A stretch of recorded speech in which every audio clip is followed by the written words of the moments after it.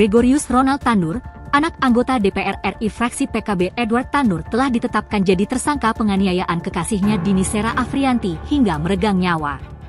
Berikut sejumlah fakta di balik kematian korban. Dikabarkan motif pembunuhan yang dilakukan Ronald terhadap Dini diduga karena ada orang ketiga atau cemburu.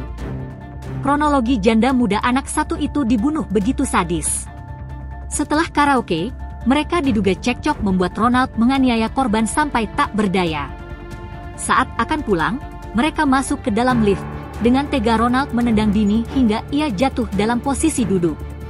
Ronald yang masih memegang botol minuman keras memukulkan botol itu ke kepala Dini hingga 2 kali. Saat mereka tiba di parkiran basement Mall Landmark, Ronald melakukan penganiayaan yang lebih bengis. Korban Dini keluar dari lift mendahului Ronald menuju mobil Innova Nopal B1744PW. Sambil menunggu Ronald, Dini diketahui duduk bersandar di pintu sebelah kiri mobil Innova tersebut. Kemudian Ronald masuk kabin sopir lewat pintu kanan mobil. Saat itu, begitu mobil berhasil di-starter, Ronald melajukan mobil itu belok ke arah kanan. Akibatnya, sebagian tubuh Dini terlindas mobil tersebut, bahkan hingga terseret sejauh kurang lebih 5 meter. Setelah Ronald menghentikan mobilnya, ada sejumlah petugas keamanan datang ke lokasi dan Ronald pun turun dari mobil.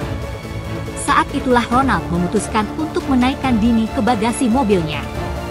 Selanjutnya, pada pukul 1.15 WIB, Ronald memindahkan Dini dari bagasi mobilnya ke kursi roda. Saat itu, kondisi Dini yang habis terlindas dan terseret 5 meter di parkiran Landmark sudah dalam keadaan lemas.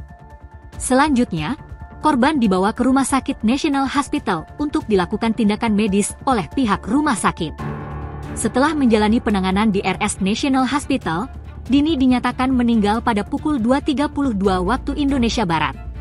Setelah itu sekitar pukul 5 WIB, Polsek Lakar Santri menerima laporan dugaan penganiayaan. Ya, dari hukum, masyarakat ada pihak yang berwajib dan ditindak sesuai dengan yang berlaku. Dan mudah-mudahan tidak terjadi lagi yang seperti ini.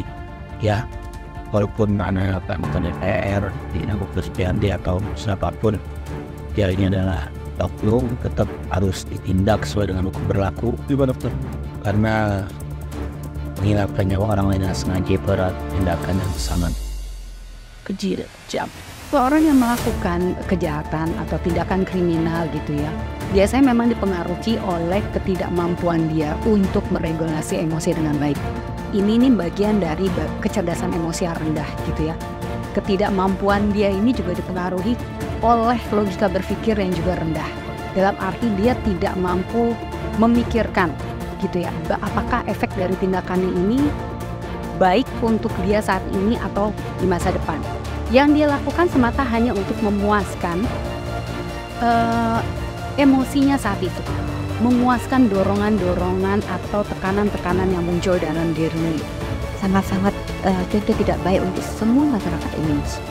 Janganlah maksudnya orang tua kalian itu misalnya anggota ataupun presiden atau menteri ataupun DPR.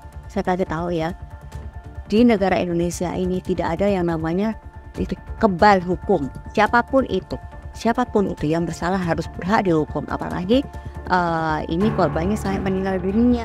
Saya rasa ini perbuatan yang sangat kejam dan harus segera ditindaklanjuti, diadili seadil-adilnya. Saat ini yang diduga pelaku sudah menjadi tersangka. Kalau penganiayaan itu sampai meninggal maksimalnya 10 tahun penjara.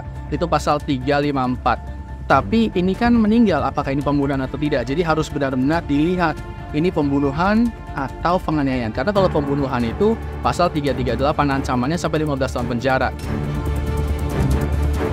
Thanks for watching. Jangan lupa like, follow, dan subscribe akun media sosial Dream buat dapetin update seputar berita terkini, entertainment, hingga lifestyle.